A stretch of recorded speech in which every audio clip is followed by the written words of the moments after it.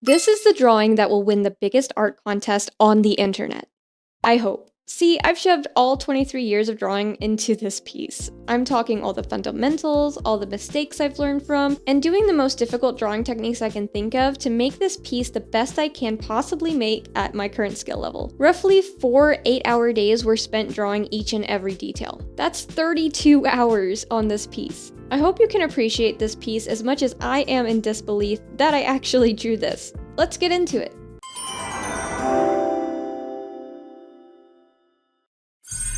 You're probably wondering what I mean by the biggest art contest on the internet. Well, that's what it's called. I saw this video pop up on my YouTube home screen, and something deep within me sparked to life. Something primal.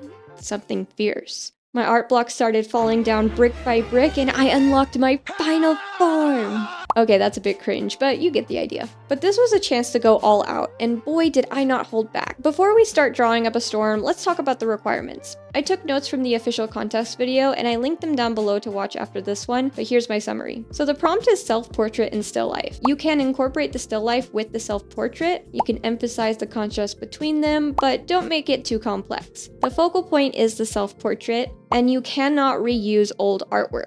And finally, we do have to submit on Instagram. While editing this video, I did want to interject real quick that SLEW did post an update on the art contest. So if you don't want to lose your post in the Instagram algorithm, say you don't have as many followers, then you can go to their website, which I'll also link down in the description, as well as the update video, just describing what's going on, because they explain it a lot better than I do, but you can use their website to kind of make it so that you aren't lost and your contest entry doesn't get counted. The creator made the contest to get people to create art and get out of their comfort zone. The submission deadline as of today is August 24th. So there are 2 prize pools that I am paying attention to because there's only 2 that I qualify for. The first one is honorable mentions. There will be 3 chosen. They will get $100 in cash, a $100 gift card to Silver Brushes, and a $100 gift card to Liquitex. But what I'm focusing on is getting a spot in the 2 digital winners category. They will get $250 in cash provided by Studio SLEW, a $200 gift card certificate to Silver Brushes, a $250 gift card to Liquitex, and 1 free course on proco.com.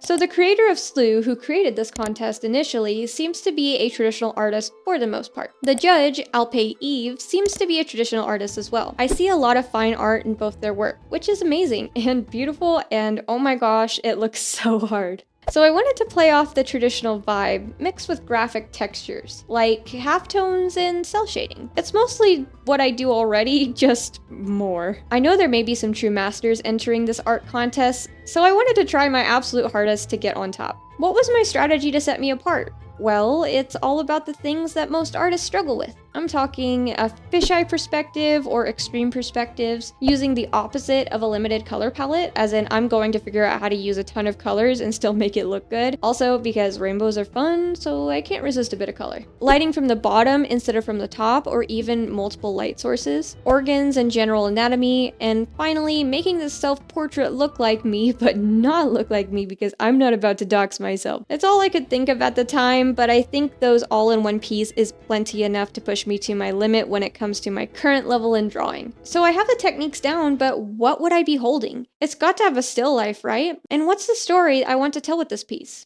What emotion did I want to invoke with my viewers? Since this is a self-portrait, I wanted to show how I truly viewed myself. It goes beyond my face, but really representing my soul was more important. So I let my emotions guide me for the answer to those questions, drawing whatever came to my mind when I saw myself. With that alone, I started thumbnailing. Since there were so many things to think about at once, I had to do some thumbnails so I could squeeze the best possible composition I could in my 2 remaining brain cells. I have always liked the triangle composition. Guiding the eye from the bottom to the top is just really cool, and I just like the way it looks, so I wanted to prioritize that. I also had to tackle a fisheye perspective, which I've never successfully done before. So I briefly looked at some tutorials, but honestly I should have studied it more because I am not sure the end result is a fisheye. It's more of a dramatic upward shot of myself, but I think it looks pretty cool nonetheless. Anyway, I quickly found out my first idea was my favorite after practicing a few poses, so I started with that and moved to sketching.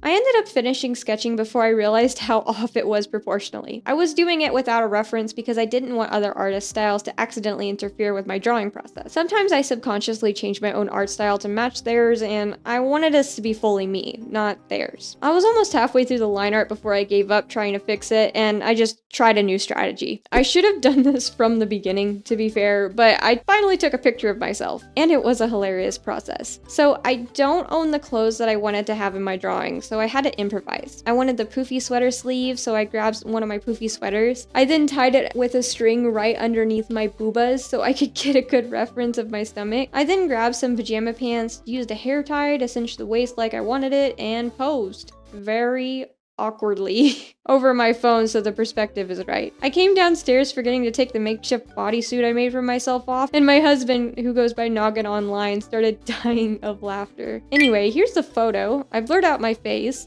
Yes, those are Pikachu pajamas, and they are my favorite. The fabric reference is the most important thing to me right now, not the look, so trust the process. With the photo, I didn't really do anything to it other than adding a very, very light skeleton just to illustrate the joints. I then put it in a sub view for Clip Studio Paint, so I wasn't tempted to trace over my original photo. It was either that or a grid because I am determined to get my own proportions right, especially if it's a self-portrait. I can't skip line art in any of my pieces, even if I wanted it to look like a fine art painting, because I've had my fair share of digital painting, but it's way more fun when line art is involved for me. As usual, it took a million years. Just imagine it amplified 4 times over. I had to remind myself over and over again not to overdo it, because I learned recently that it's okay to not have as much details in some parts. If anything, just rendering the focal points is good enough. So I trusted that idea, and I'm so glad I did because it was one of the major reasons I think this piece did so well. I do want to point out here how I drew my face. The proportions match very closely to what I look like in real life. I have big eyes, a small mouth, a square face, and a big nose. I don't think I'm conventionally attractive, so drawing myself with real proportions was definitely hard. I hate my nose, and I hate that my jaw and chin are so small, and I hate my teeth and my smile. But even though I hate those things about me, it is still me. My husband fell in love with the real life me, and my son is the most beautiful little cherub gremlin I've ever seen. So I had to learn to love myself for who I was, instead of the persona I sit behind. I kept trying to shrink the nose, but something inside me couldn't shake what I just told all of you. Even though I don't think I'm pretty or beautiful, the people I love do, and that's something I cherish every day. So I drew myself with a big nose. I was struggling with the base colors, mainly because I wasn't sure what color I'd like to wear. I couldn't really do all black in this instance like I usually wear because I wanted color all over the place. I eventually settled on a yellow and a gray. The heart was also an issue. I didn't want it to be colored realistically because I don't see this as my actual heart, plus I didn't want to draw a gore piece. Instead, I see it as my soul, and my soul is not blood colored. At least I don't think so. Eventually, I decided on a teal color. But for now, it's just rainbow because I couldn't choose the color at the time. The background was, the background. So I'm not as advanced in drawing backgrounds as I think I should be. So I didn't want to be too detailed, but also not too simple that it isn't wow quality. Nothing wrong with a simple background though. I landed on a space theme because one of my favorite things to watch is space documentaries. Call me a nerd all you want, but learning about space tickles my neurodivergent brain like no other. I used the Scorpius Nebula as a very rough guideline for this because I'm a Scorpio. I don't put too much thought into zodiac signs, but it was another way to identify myself with this piece. I didn't think this idea would work until I applied the first multiply layer to, well, myself. Oh, I should also point out the eye. Does it look familiar? It's also me. It's my persona's eye. She represents the way the world views me. I hide behind her eyes to protect my son, my husband, and myself from scary people on the internet. She's my gateway between real life and the online home that I've created for myself. She's a version of me that I like and choose to show the world. So of course it should look ominous. Because it is. Like I mentioned before, that first multiply layer absolutely saved my confidence for this piece. I was so worried that the colors wouldn't work together, but proper lighting and color correction overlayers definitely did the trick. So I mentioned this in a previous video, but I have a little technique to make the shadows look bright and vivid. Duplicating the multiply layer and changing the top copy to an overlay Then, depending on the setting of the piece, I'll play with the opacity and colors of each until I'm happy. I haven't seen anyone else do this yet, but it's been working well for me so far. It's really easy to add subsurface scattering this way too. I'll use the same saturation and tone of the color of the multiply layer, but change the hue to a more reddish one, and airbrush it on the edges of the skin. And in this case, I did that with the whole body, just varying the hues to match the clothes. This isn't realistic in the slightest, but it looks super cool, so yeah. For the rest of the drawing process, I focused on color correction and value, to give the piece a rainbow effect without washing out the colors underneath. Unfortunately, I can't really say exactly how I got here. I just kept adding overlay and multiply layers until it looked right. I was so focused on playing with the layers, I forgot to keep track of how it happened. I just let my emotions do the painting. And I treated it like a much-needed therapy session. This is what I think self-portraits are all about. Not only representing the face and body itself, but really it's more to showcase the soul hiding behind those eyes. So I had to be a bit vulnerable and open during the process to make this truly work. So this is me. The first thing I aim for you to see first is my face. I have my square jaw and big nose that I'm still learning to appreciate over time, but the vitiligo is something that I will always be proud of. That's the white patch on my forehead and the white streaks on my hair and eyebrow. I have hazel eyes that change depending on my mood, and I'm also so proud to have that. Sometimes they do look like this, a blue rim around the outside, a green middle bit, and an almost red around the pupil. It's just really dark red-brown. I'll have to get a photo sometime for proof once I catch it in that color, because it does change from full-on blue, full-on green to full-on brown. It's really cool. As you move from the face, you may see the heart next. The rainbow liquid leading from my chest to the heart is supposed to parallel blood, but represent part of my soul. It's forever attached to you, no matter how much you push it away. The heart itself is a bright, glowing green-blue color.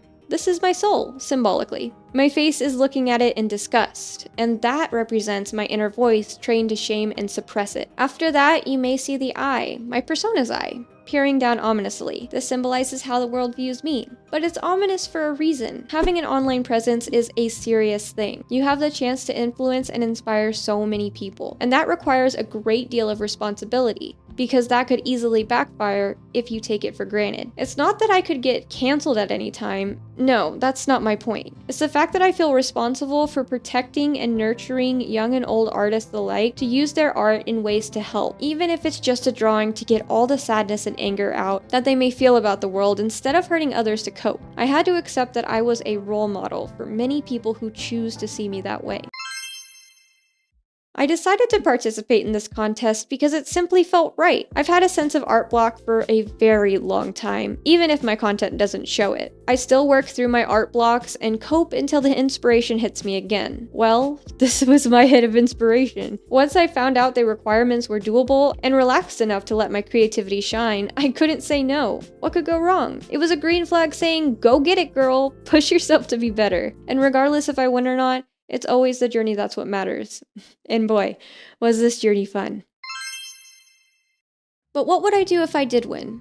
Well, I mentioned before, I have a son. He's 3 and absolutely brilliant. He can count, read some sight words, and he knows all his letters, but what he loves most is drawing. And if he's like me, that's not gonna go away. So I plan on using the $200 gift certificate to Silver Brushes and the $250 gift card to Liquitex to invest in quality supplies to stow away for whenever my son gets old enough to use them properly. I didn't have a lot as a kid, and I'm trying my best to give all the opportunities in the world for my little twin. I plan on putting the $250 right in savings or for art supplies for my little boy. And the free course on Proco.com is going right to use because I love learning new things more than anything. I want to genuinely thank the team at SLEW and Alpay Efe, the final judge, for helping fund and create this contest. This must have sparked a lot of people's joy and creativity, and reignited their love for drawing and painting. If anything, I'm just thankful for that creative boost. I hope you all enjoyed this process video, and make sure to click that like button. Anyway, I love each and every one of you. Bye bye.